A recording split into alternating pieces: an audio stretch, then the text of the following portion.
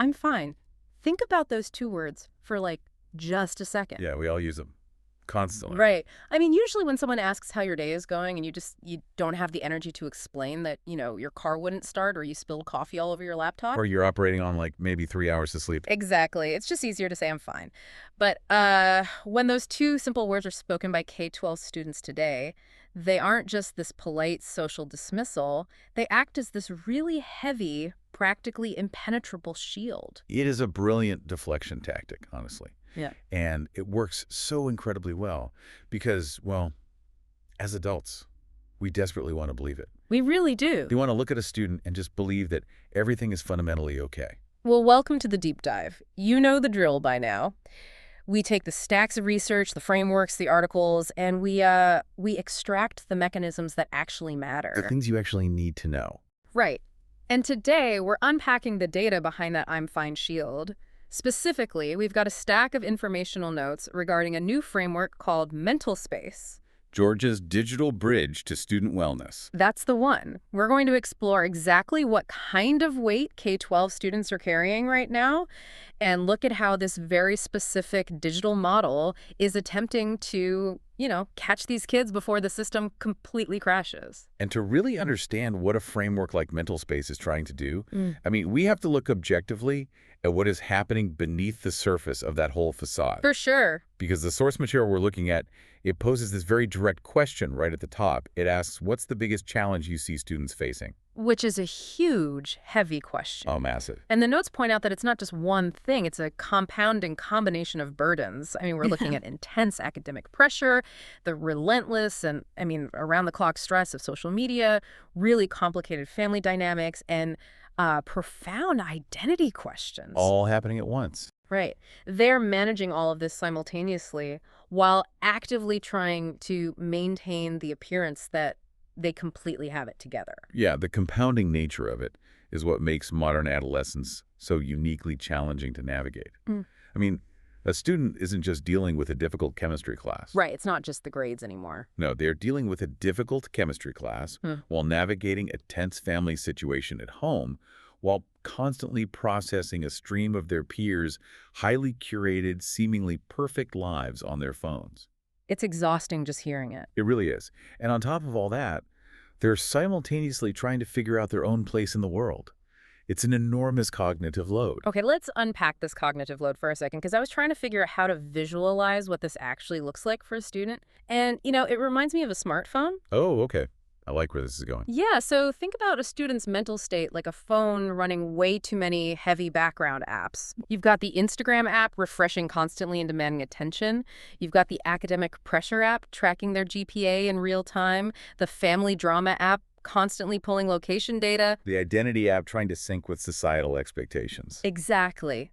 Outwardly, you look at the screen and it looks completely normal. Yeah. The home screen is pristine, but internally, the processor is overheating, the memory is totally maxed out, and the battery is just quietly draining to absolute zero. That is the exact mechanism at play. It really is. Because just like a device running heavy background tasks, there are almost no outward warning signs until the exact moment the device shuts down. The system just crashes. Right, it just crashes. And the reason educators and parents struggle so much to spot the battery draining is rooted in the psychology of this specific generation.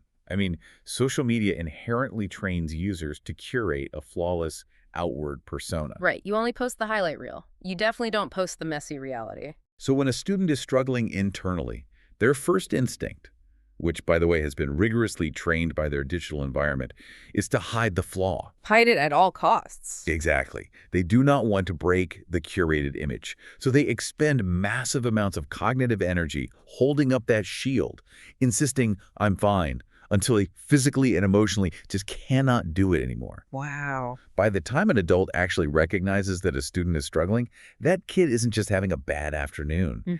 They are in acute systemic distress. The battery is at 1%. Which brings us to a massive friction point in traditional K-12 education. Because these students hide their struggles so effectively, the moment they finally drop the shield, the moment they finally admit they aren't fine and actually ask for help, the system cannot afford to make them wait. No, absolutely not. You can't look at a kid who's actively crashing and say, great, we hear you, let's schedule an intake appointment for 3 weeks from Tuesday. But historically, that has been the standard operating procedure. Right. The traditional mental health infrastructure heavily relies on wait lists, referrals, and these enormous delays between the initial cry for help and the actual clinical intervention. And this is exactly where MentalSpace School enters the picture as Georgia's K-12 mental health support system. Because, looking at the sources, their entire framework seems to be built around solving that specific delay. Yes.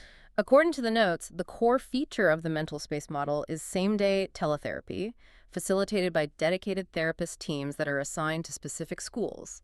Same day. Which is huge. Yeah, that is a radical shift from the 3 weeks from Tuesday model. It fundamentally changes the paradigm of care. I mean, by assigning a dedicated team of therapists to a specific school, they are attempting to remove the logistical friction of finding an available provider in the wild. But the same-day mandate, that is the critical mechanism here. Okay, I have to pause you there, though, because I know you listening to this might be thinking the exact same thing I am. Okay, what's that? Well, I get the appeal of convenience, but I really have to push back on the method here.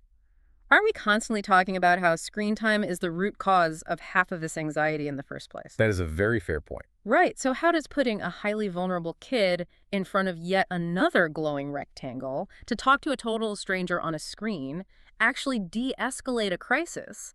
Doesn't a teletherapy screen create a massive disconnect in a moment where they need human connection the most? It is a completely valid question. The screen time paradox is very real.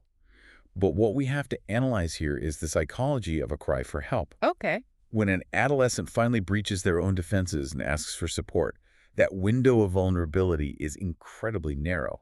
We are not talking about days. We are often talking about a matter of hours or even minutes. Oh, wow. Just minutes. Sometimes, yes. If a system meets that moment immediately, the crisis can be de-escalated. If the system misses that window, if the student is told to wait, they will almost certainly retreat back behind the I'm fine shield and the door slams completely shut. Because the sheer effort it took to open the door in the first place was totally exhausting. Yes, exactly. The energy cost of vulnerability is huge for them. So, looking at your pushback regarding the screen, capturing the exact moment a student is willing to talk is exponentially more important than the medium used to facilitate the conversation. I see. Speed over the medium. Precisely. Uh-huh. Furthermore, we have to remember who we are dealing with. For digital natives, which obviously all K-12 students currently are, a screen does not carry the same stigma of disconnect that it does for older generations. That's true. They live on these things. Right. A digital interface is a native, comfortable environment for them.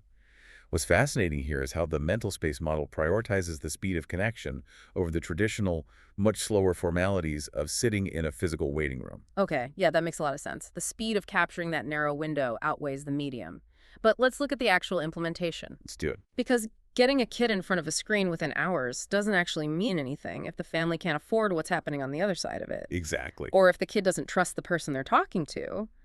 I mean, a theoretical fast digital bridge is completely useless if there are massive real-world roadblocks keeping people from walking across it. That is 100% correct.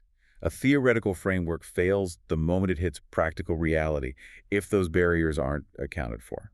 And the source material outlines how MentalSpace has structured its model to directly dismantle 3 specific, highly problematic barriers: cost, culture, and compliance. Okay, let's look at the mechanics of the cost barrier first. Mental health care in America is notoriously expensive, and that alone stops so many families from seeking help. It's the biggest hurdle for most. But the notes highlight a massive safety net built into this model. MentalSpace accepts Medicaid, and for Medicaid patients, the cost is literally $0. Which is a game changer. It is, and they aren't just relying on Medicaid. They've integrated with almost every major commercial insurance provider in the state of Georgia. Cigna, Aetna, Humana, Peach State, Amerigroup. They are casting this massive net so that a family's specific insurance card, or lack thereof, isn't the thing that blocks a crisis intervention. Because the economic barrier is heavily tied to familial guilt. I mean, parents know their child needs help, but they simply cannot absorb a $200 an hour out-of-pocket cost. Yeah, that's just not realistic for most people. Right. By integrating directly with the state's Medicaid system at a $0 cost, the model is really democratizing access. It turns urgent mental health care from a luxury into an accessible utility. But free access doesn't equal effective care if there's no baseline of trust, which brings us to the cultural barrier. Yes, the second pillar. The sources explicitly state that their therapists are licensed, diverse, and culturally competent. And I think culturally competent is one of those phrases that gets thrown around in corporate wellness seminars a lot, but in this specific context, the mechanism behind it is vital. It is the difference between a successful intervention and a failed one, honestly. Cultural competence essentially allows the therapeutic process to skip the translation phase. What do you mean by the translation phase? Well, if a student finally opens up but feels they have to spend their limited cognitive energy educating their therapist on their cultural background or explaining the specific socioeconomic stressors of their neighborhood before they can even get to their own anxiety. Oh, I see. That creates immediate friction. Exactly. A diverse pool of culturally competent therapists ensures that a student can connect with a professional who intuitively grasps the nuances of their lived experience, They don't have to explain their baseline existence. They can just get straight to the crisis. which accelerates the de-escalation process dramatically. Trust is established in minutes rather than months. Okay, so we have the cost barrier handled through the Medicaid integration and the cultural barrier addressed through intentional hiring. But none of that matters if the school itself isn't legally allowed to use the platform. I mean, schools are heavily regulated, highly litigious environments. Oh, the administrative reality of K-12 education is incredibly complex. Oh, yeah. The source material points out that MentalSpace operates entirely within HIPAA and FERPA compliance frameworks. FERPA protects the student's educational records, and HIPAA protects their medical records. Right. Any system bridging the gap between a school and a healthcare provider has to flawlessly navigate both. But looking at the notes, it's not just about standard federal privacy laws. There is a very specific local pressure point here. And here's where it gets really interesting. The state mandate. Yes, the notes highlight that MentalSpace provides support for schools to meet the upcoming HB 268 compliance deadline by July 2026. Now, if you're listening and you aren't deep in the weeds of Georgia Education Administration, a legislative mandate like HB 268 might not mean much to you. Probably not. But for a school superintendent, an unfunded state mandate requiring specific mental health protocols and reporting is a massive, looming headache. Suddenly, this July 2026 deadline turns a service like MentalSpace from a nice-to-have wellness perk into a critical, urgent operational requirement for districts. It completely reframes the value proposition. Superintendents are educators. Right. They're not healthcare logistics experts. When the state legislature mandates complex mental health compliance by hard deadline, districts often scramble. Panic. They do. So if we look at how those three pillars, cost, culture, and compliance, interact, the strategy becomes very clear. The cultural competence builds the vital trust with the student. The $0 Medicaid structure removes the economic friction for the family. Right. And the strict compliance with FERPA, HIPAA, and specifically that looming HB 268 deadline provides the legal and administrative safety net that districts desperately need. MentalSpace is positioning itself as a turnkey solution to a logistical nightmare that schools are legally required to solve. It's treating the entire ecosystem. And I want to dig into that concept of the ecosystem because it seems to be the core philosophy driving their outcome data. Yes, the ecosystem approach is key. Because securing immediate individual teletherapy for a student who is crashing is obviously the priority. But a student doesn't exist in a vacuum. After that therapy session, they go right back to their families, and they spend the next 8 hours interacting with school staff. Exactly. If you just treat the individual but send them back into an unsupported environment, the system fails. A targeted intervention might save a student in a specific moment, sure, but an ecosystem-wide intervention is what actually changes the trajectory of a community. And according to the framework, MentalSpace's services go far beyond just the one-on-one student teletherapy. They are providing crisis intervention, suicide and violence prevention programs, staff wellness support, and crucially, family counseling. They are attempting to treat the whole village. Yeah, and we have to look at the actual outcome data provided in the sources because the numbers are just striking. They are reporting an 89% improvement in attendance, a 92% reduction in anxiety, and an 85% family satisfaction rate. Those are not marginal improvements. In the context of education analytics, those percentages represent a fundamental transformation in student well-being and operational success. I want to focus specifically on that link between the 92% drop in anxiety and the 89% boost in attendance. Because, when a student chronically misses school, the traditional historical response is almost always punitive. Unfortunately, yes. You miss class, you get a detention. You miss more class, you get a suspension, which, by the way, has never logically made sense to me. It's a paradox. Punishing a kid for not being at school by banning them from school seems completely counterproductive. It's like trying to fix a check engine light on your dashboard by just smashing the light with a hammer. That's a great way to put it. Right. Sure, the light is off, but the engine is still failing. But looking at this data, so what does this all mean?